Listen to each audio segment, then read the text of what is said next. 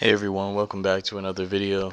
This is Black Truth United. Today we're going to be examining a long overdue case study of what happened during the plan-demic with the crazed Popeyes and Chick-fil-A sandwich advertising, and what our community did right, what we did wrong, and how to combat that in the future. So one thing this video is not going to be is like the clip that you've probably already seen of Larry the Cucumber Elder, who was asked what he had done to combat fatherlessness in the black community. And he kept tap dancing around the answer. We don't do that over here. When we point out the problem, especially FBA men, we come up with solutions. So for those who like to whine and moan all day about the problems that the community has without coming up with solutions, this is not the video for you.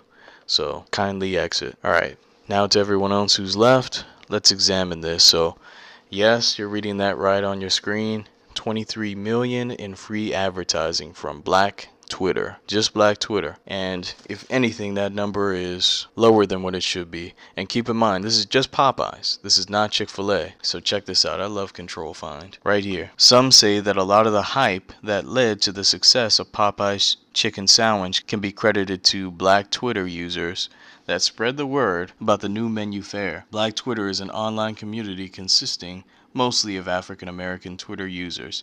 By that they mean us, FBA. We've got the sauce, we're the ones who make things pop, and so this is something that really needs to be examined. The psychology of some of our people. How these companies used us to promote their products. Meanwhile, our businesses, and let's click here. For those who don't know, this was right around the time. In fact, this was right during the pandemic. So here we go. Black-owned companies are shutting down twice as fast as other businesses.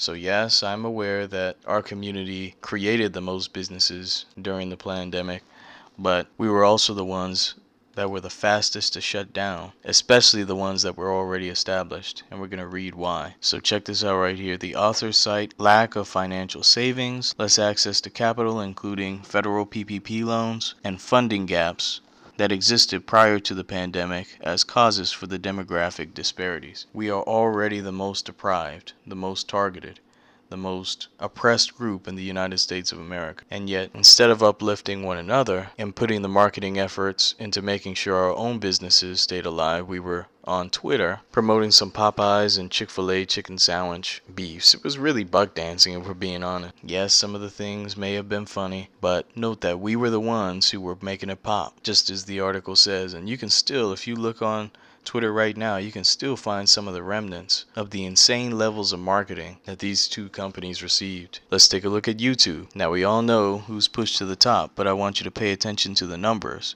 Outside of a few channels that were already established, most of the views are from our people.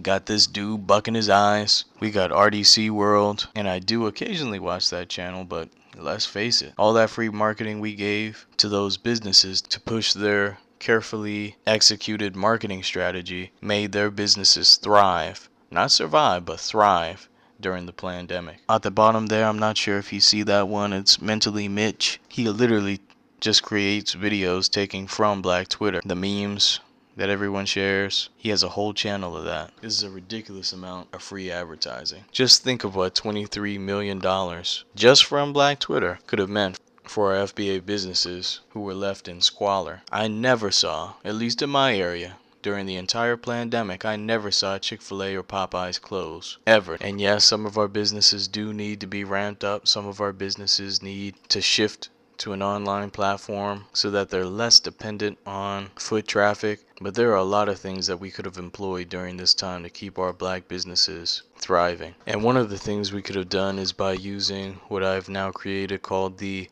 B1 Rolodex, a free document that you can get via Google Sheets that allows us to find and support our businesses. You can search for different products that you're looking for and truly practice group economics with FBA businesses nationwide. Now, at the time of recording this video, I'm already over 300 entries of businesses, farms, plumbers, a cybersecurity company. May not have everything, but we definitely have a good mix of businesses. If you have an anti-black beauty store in your area owned by Koreans or whoever, go to the B1 Rolodex, find a brother or sister who has that business, and do business with them instead. We need to go out of our way to support one another and to stick it to these anti-black businesses who have been economically at war with us for the longest. There's another brother right now who I know is working on an app, but in the meantime, this is a very simple yet effective solution, and it's only getting bigger. I've got some contributors who are going to be working on listings for their specific areas. This is becoming quite the project,